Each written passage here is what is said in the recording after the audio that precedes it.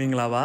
ကျွန်တော်ဒီနေ့ရောက်နေတာကတော့မဲဆောက်ကနေတောင်းရင်နိုင်ဝက်လောက်ပဲကြာတဲ့မဲတော်လောဆိုတဲ့နေရာကိုပါ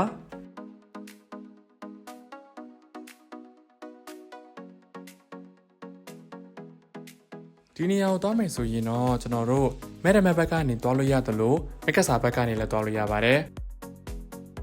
ဒီလိုအရန်ပူတဲ့နေရာဒီမှာအပူရှောင်လို့ကောင်းတဲ့အသင့်တော်ဆုံးနေရာလေးဖြစ်ပါတယ်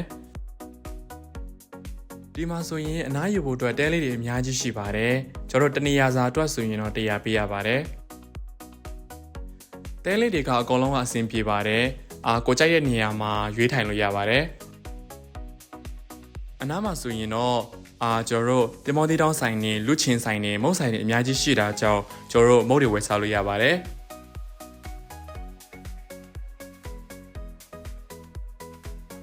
ရေကစားဖို့အတွက်ဘောက်ကွင်းတွေလည်းငှားလို့ရပါတယ်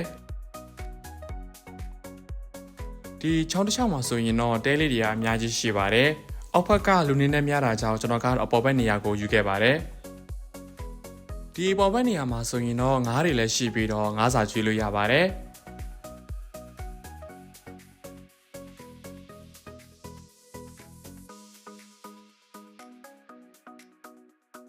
ဒီမှာဆိုရင်စင်လည်းရှိတာကြောင့်ကျွန်တော်စင်စာလည်းကျွေးလို့ရပါတယ်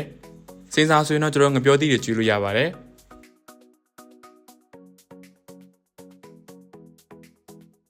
ဒီပေါ်မှာဆိုရင်တော့မာလာလူချင်းဆိုင်လေးလည်းရှိပါတယ်အရန်စားလို့ကောင်းပါတယ်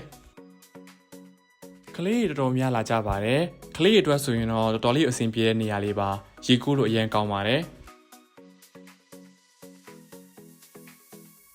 ဒီလိုပူတဲ့နေရာဒီမှာအပူရှောင်ဖို့အတွက်အရန်ကောင်းတဲ့နေရာလေးမို့တွားကြဖို့ကိုတော့ recommend ပေးပါတယ်အားလုံးကျေးဇူးတင်ပါတယ်